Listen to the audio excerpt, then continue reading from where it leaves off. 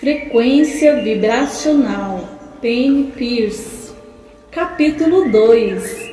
Vivendo entre as frequências. O universo é mais como música do que como matéria. Donald Hedd Andrews. Você já imaginou, enquanto está dirigindo o seu carro ou tomando um café, quantas ondas e vibrações invisíveis estão se entrecruzando pelo espaço a seu redor? Você tem consciência dos programas de rádio e conversas telefônicas que exulem por seus ouvidos a ser detectados? Ou dos campos de poluição eletromagnética que encontrou hoje? E que dizer das dores físicas e disposições emocionais das pessoas que nos cercam? Tanto movimento e informação invisíveis são transmitidos. Outro dia, deixei a mesa do computador depois de escrever por horas e quando fui até a cozinha, senti o momento exato em que saí do campo eletromagnético do computador, que se estendia por quase 3 metros. Eu nunca tinha percebido isso antes. A vibração da cozinha já era mais tranquila. Porém, quando saí para o jardim pela porta dos fundos, a vibração era ainda mais suave e relaxante. Percebi, depois de ter passado a maior parte do dia no campo de força do computador, que havia desenvolvido uma espécie de coerência com aquela vibração sutil e irritável mesmo, tão diferente do tom mais refinado do meu corpo. E percebi imediatamente porque tinha tido tanta dificuldade em pegar no sono desde o mês anterior até aquele momento. Sentir as ondas e classificar as vibrações são as próximas grandes habilidades. À medida que nos tornarmos mais sensíveis, provavelmente também começaremos a sentir os campos de eletricidade e magnetismo, a discernir novas energias que perturbam ou acalmam, ou a perceber que o estranho a seu lado está prestes a se casar ou a ficar doente. E o mais importante é que podemos receber essas informações diretamente das frequências. Não é preciso rádio. Essa sensibilidade direta e ampliada é uma capacidade relativamente nova que está surgindo, sem nenhuma preparação ou treinamento prévio. Ela pode nos desorientar quando percebermos que estamos começando a saber coisas que não sabíamos que podíamos saber. Na verdade, não sabemos direito como estamos fazendo isso. Brevemente, conseguiremos captar muito mais influências sutis da vida. Sentiremos os campos de vibração em que entramos e saímos.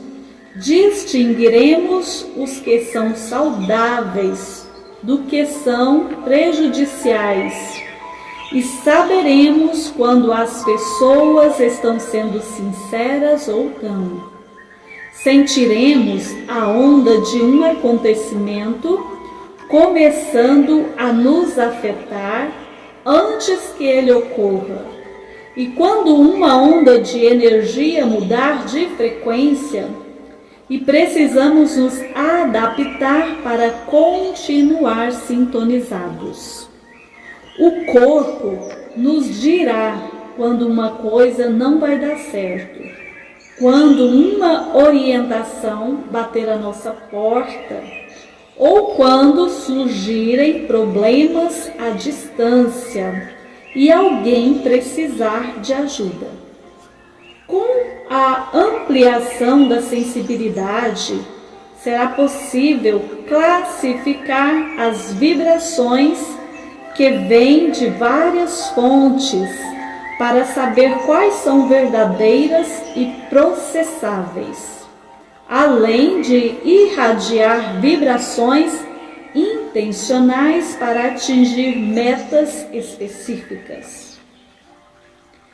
Deve haver quem já faça muitas dessas coisas sem percepção consciente, mas trabalhar intencionalmente de maneira detalhada, com os princípios das ondas, ciclos, espectros e campos, será uma grande parte de um novo conjunto de habilidades.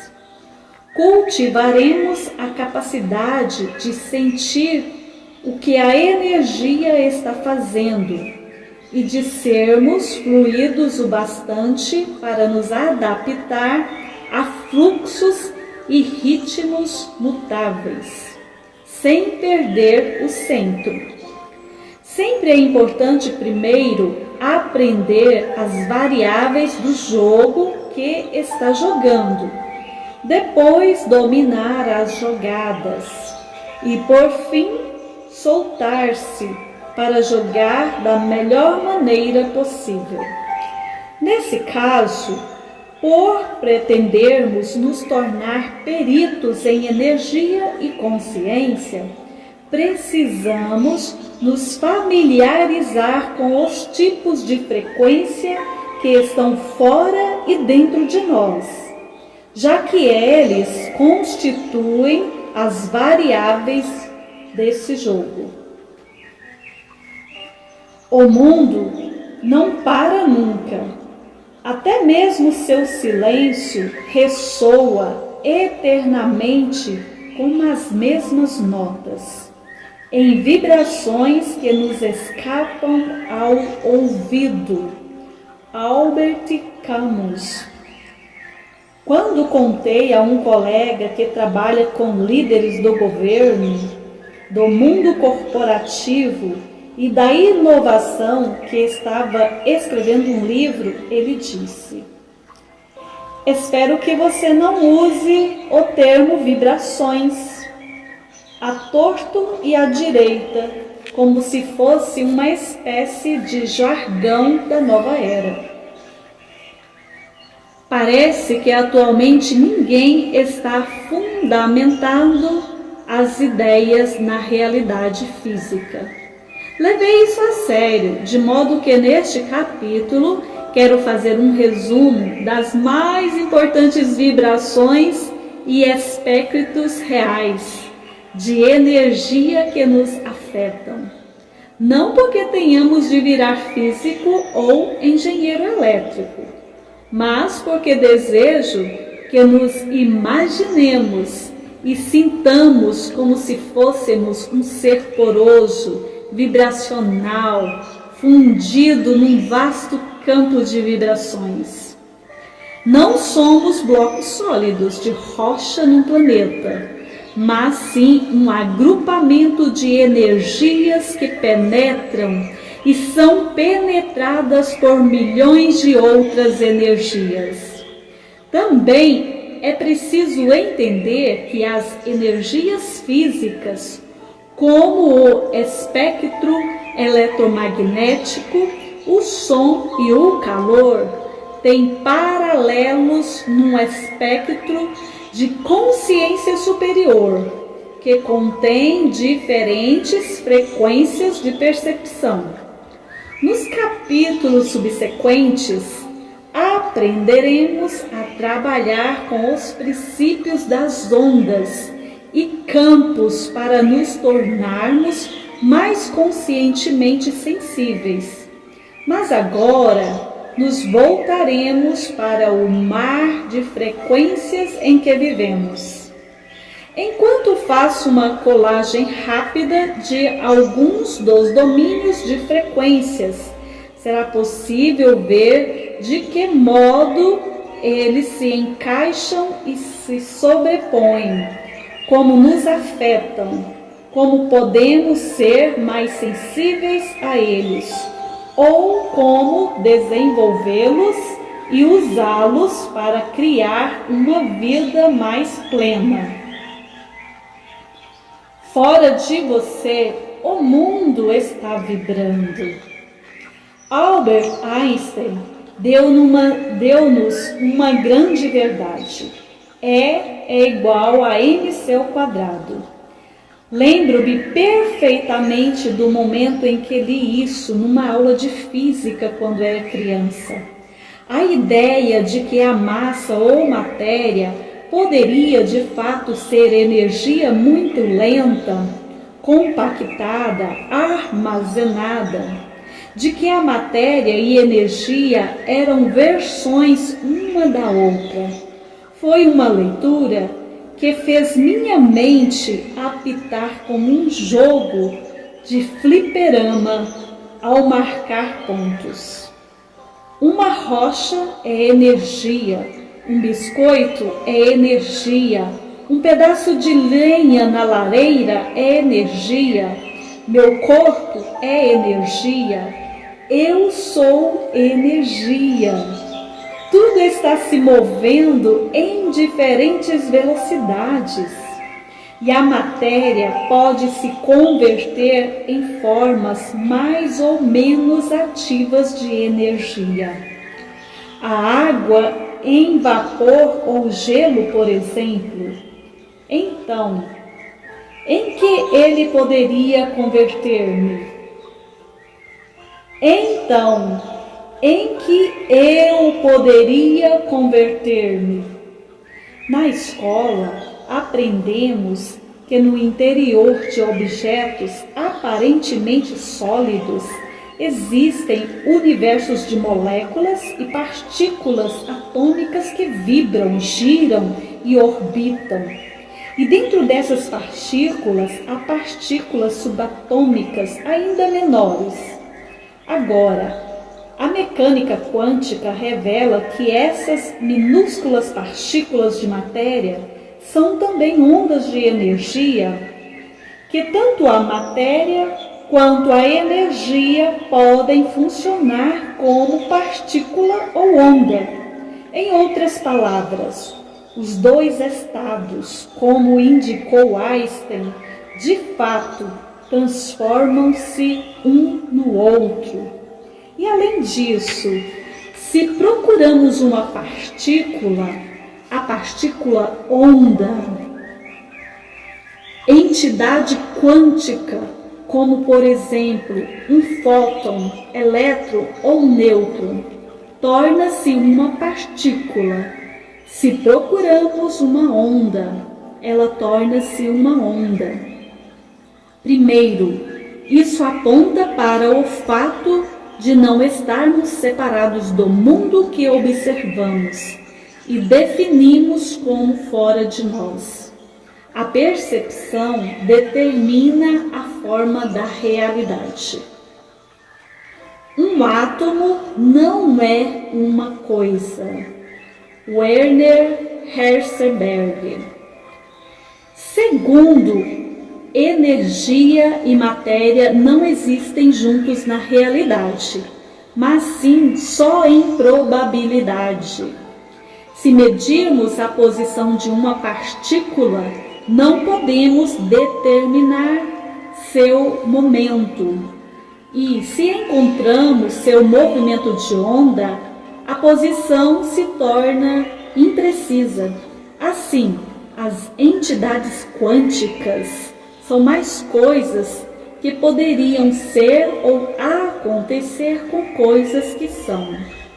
O resultado é que uma entidade quântica existe em múltiplas realidades possíveis, chamadas de superposições.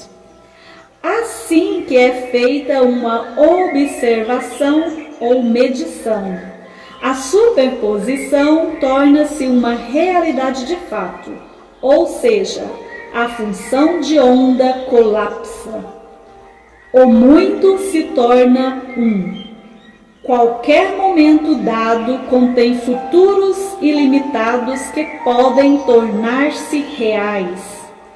A realidade que ocorre é aquela a que prestamos atenção. Agora, eis aqui o inesperado. Conforme a teoria dos mitos, dos muitos mundos da física, nosso mundo se divide no plano quântico em inúmeros mundos reais, desconhecidos um do outro, nos quais uma onda, em vez de colapsar ou condensar-se numa determinada forma, evolui, abraçando todas as possibilidades que tem em si. Todas as realidades e desfechos existem simultaneamente, mas não interferem um com o outro. Isso dá uma certa base no conceito metafísico de vidas passadas e vidas paralelas, segundo o qual, para qualquer curso de ação que escolhamos, existem dezenas de outros nós, vivendo diferentes versões de nossa alma. Tudo isso nos leva a pensar: por que pensamos que somos tão sólidos e finitos? Que os milagres são impossíveis? Ou que a mudança radical é alheia à nossa natureza essencial? A nova fórmula da física descreve os seres humanos como seres paradoxais, que possuem dois aspectos complementares. Apresentam propriedades de objetos newtonianos e também campos infinitos de consciência. Stanisław Grof. Vivemos num mundo de ondas. Das partículas ondas nucleares da matéria, ao nascer e ao pôr do sol, as frequências invisíveis que transportam informações. O mundo à nossa volta oscila, balançando-se para dentro e para fora, para diante e para trás. Talvez, quando vemos a vida como um aglomerado de partículas, ela se congele em matéria e fatos sólidos. E quando a vemos como uma série de ondas, ela se dissolve num oceano de energia e potencial. Agora a vemos, e no instante seguinte não a vemos mais, até que, surpresa, ela aparece novamente.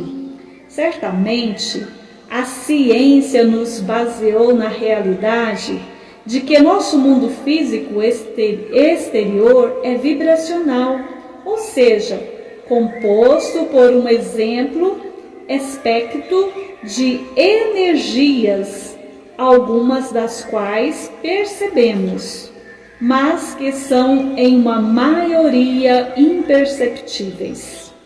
Sabemos que a energia se move em ondas, que essas podem ter uma ampla gama de amplitudes, intensidades e frequências, velocidades, o que lhes confere características e comportamentos únicos. Sabemos também que as ondas de energia viajam por intermédio de um meio ou campo, como o ar, a água ou até mesmo a percepção. Nosso espectro eletromagnético, a medição de uma das 4 forças básicas da física, eletromagnética, fraca, forte e gravitacional, Contém ondas de 100 mil quilômetros até ondas que são uma fração do tamanho de um átomo. Nossa linguagem mal consegue descrevê-lo. Esboçamos uma frágil tentativa. Assim como poderíamos descrever o tamanho de nosso café com leite, rotulando as faixas de frequência apenas do espectro das ondas de rádio como extremamente baixas, super baixas, ultra baixas, muito baixas, baixas, médias, altas, muito altas, ultra altas, super altas e extremamente altas. Na verdade, a radiação eletromagnética pode ser dividida em oitavas, assim como as ondas sonoras, o que dá um total de 81 oitavas. O extremo de baixa frequência do espectro vai das ondas de rádio, micro-ondas, radiação de terahertz, raios T, radiação infravermelho, espectro da luz visível, radiação ultravioleta e raios X até, finalmente, os raios gama. Para quem não está muito familiarizado com a função de todas essas vibrações, aqui vão algumas informações interessantes. As ondas de rádio são usadas para a transmissão de dados via televisão, rádio de micro-ondas, telefones celulares, imagens por ressonância magnética e redes sem fios.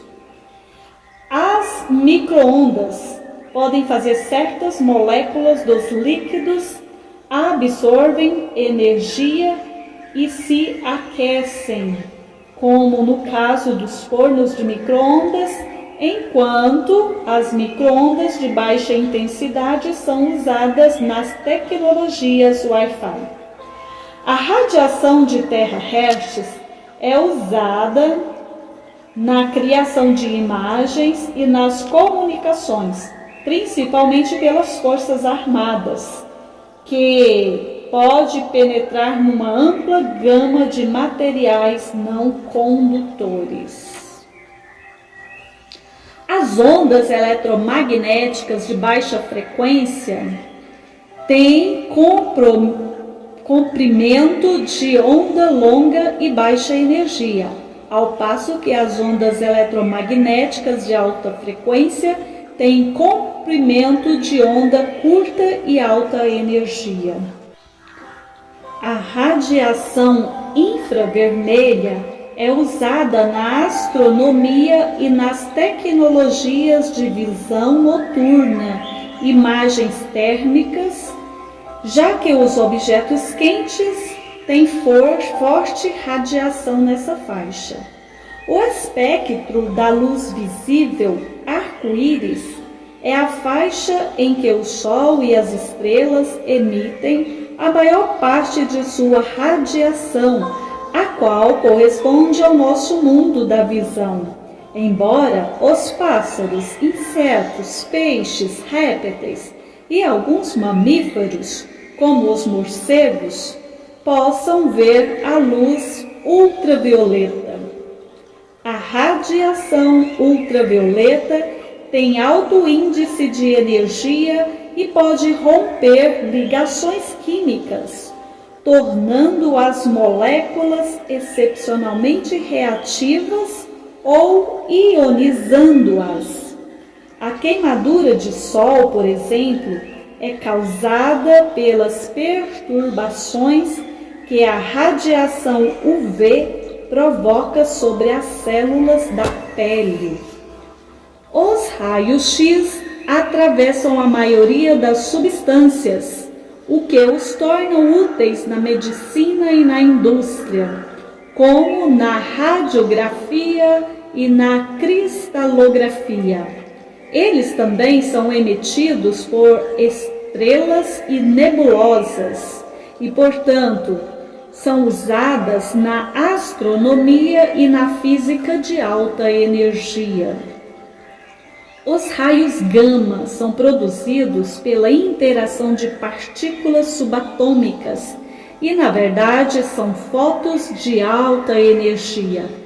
Eles têm grande poder de penetração e podem causar graves danos quando absorvidos por células vivas.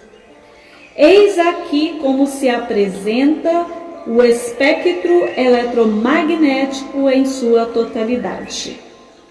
O espectro eletromagnético.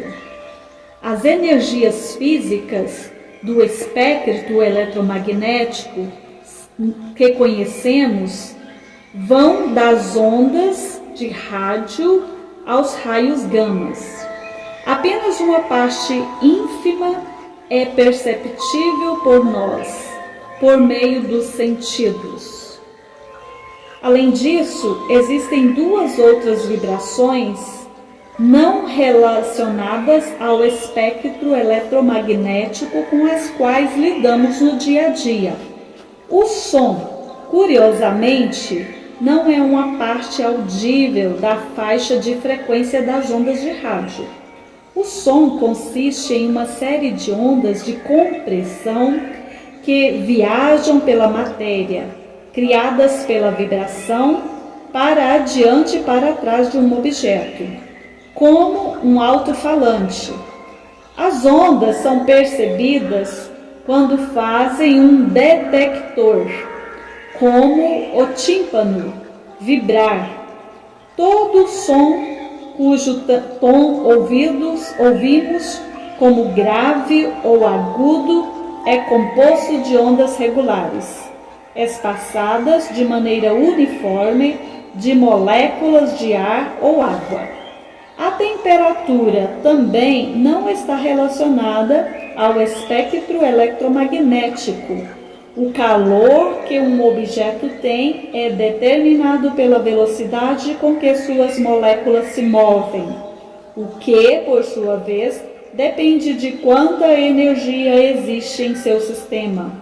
Mesmo os objetos muito frios têm alguma energia térmica, porque seus átomos continuam em movimento.